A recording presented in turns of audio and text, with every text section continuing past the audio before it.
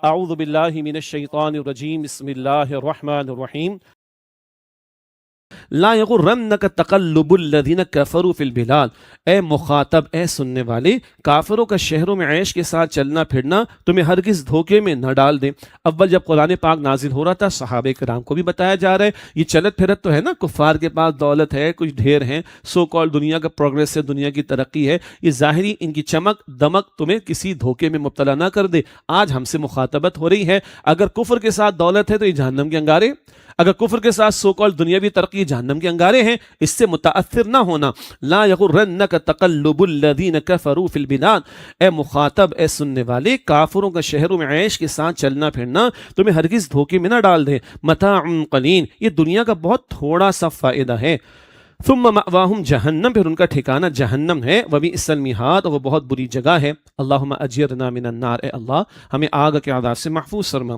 لیکن الذین اتقوا ربہم، لیکن جو لوگ اپنے رب کی نافرمانی سے ڈرتے رہے، لہم جنات تجری من تحتها الانہار خالدین فیہا، ان کے لیے ایسے باغات ہیں جن کے نیچے سے نہریں بہتی ہیں، وہ ان میں ہمیشہ رہنے والے ہیں۔ نزلا من عند اللہ، یہ اللہ کی طرف سے ان کی مہمانی ہے۔ وما عند اللہ خیر للابرار، اور جو کچھ اللہ کے پاس ہے وہ نیک لوگوں کے لیے سب سے بہتر ہے۔ اللہم انا نسألک جنت الفردوس، اے اللہ ہم تجھ سے جنت الفردوس کا سوال کرتے ہیں۔ وَإِنَّ مِنْ أَهْلِ الْكِتَابِ لَمَن يُؤْمِنُ بِاللَّهِ، اور بے شک اہل کتاب میں وہ بھی ہیں جو اللہ پر ایمان رکھتے ہیں۔ وَمَا أُنزِلَ إِلَيْكُمْ وَمَا أُنزِلَ إِلَيْهِمْ خَاشِعِينَ لِلَّهِ، اور اس کلام پر جو تمہاری طرف اے مسلمانوں نازل کیا گیا، اور جو کلام ان کی طرف نازل کیا گیا اس پر بھی ایمان رکھتے ہیں، وہ اللہ کے لیے عاجزی اختیار کرنے والے۔ بہت قیمتی بات ہے۔ تکبر ابو جہل میں تھا، مارا گیا نا، اس کو ہدایت نہیں ملی۔ تعصب یہود میں تھا اور مارے گئے، ہدایت نہیں ملی۔ عاجزی ہوگی ہدایت ملے گی، تکبر کے ساتھ ہدایت نہیں ملتی۔ خاشعین للہ، وہ اللہ کے لیے عاجزی اختیار کرنے والے ہیں۔ لا یشترون بآیات اللہ ثمنا قلیلا، وہ اللہ کی آیات کے بدلے حقیر معاوضہ نہیں لیتے۔ حب مال یعنی دنیا کی محبت کے ساتھ حق نہیں ملتا۔ علماء یہود جو ہے وہ محروم رہ گئے اس سے، اور ان پر لعنت کر دی گئی۔ کیوں؟ دنیا کی محبت کی وجہ سے۔ مگر اہل کتاب میں سے نیک لوگ، عبداللہ بن سلام رضی اللہ عنہ کا ذکر آتا رہا، نجاشی رحمۃ اللہ علیہ کا ذکر ہوا، ان کی طرف اشارہ اور ان جیسے حضرات کی طرف اشارہ جو نبی صلی اللہ علیہ وسلم پر ایمان لے آئے۔ خاشعین للہ، وہ اللہ تعالیٰ کے لیے عاجزی اختیار کرنے والے ہیں۔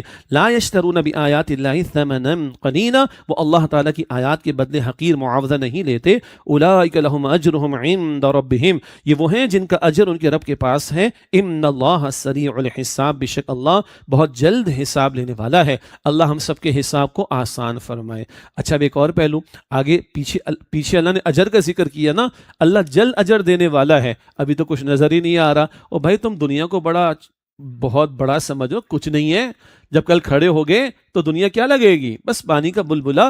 کأنہم یوم یرونہا لم یلبثوا الا عشیۃ او ضحاہا، جب وہاں کھڑے ہو کے دنیا کیا لگے گی؟ دنیا میں کیا لگا تمہیں؟ بس چند گھڑیاں صبح کی، چند گھڑیاں شام کی، بس اس کی سوا کچھ نہیں۔ صبح یا شام کی چند گھڑی، دیٹس اٹ۔ تو اللہ نے جو کہا نا جلد حساب لینے والا ہے، تو اپنے بندوں کو جلد نوازنے والا بھی ہے۔ یہ بھی موٹیویشن یہاں پر ہمارے سامنے رہنی چاہیے۔ آخری آیت سورہ آل عمران کی آیت نمبر 200، بہت جامع آیت۔ خطاب شروع ہوا تھا اس امت نبی علیہ السلام کی امت سے، آیت نمبر 102 سے 102 آیت سے جب خطاب شروع ہوا تقویٰ کا ذکر تھا، اتقوا اللہ حق تقاتہ، اسی پر بات مکمل ہو رہی۔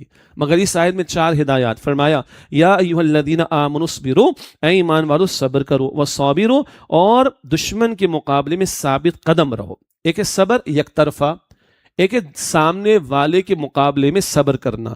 مشرکین نے جانیں دی کہ نہیں دی؟ ابو جہل قتل ہوا کہ نہیں ہوا؟ یہ باطل پہ قتل ہو رہے ہیں، ڈٹے ہوئے ہیں۔ تم کون ہو؟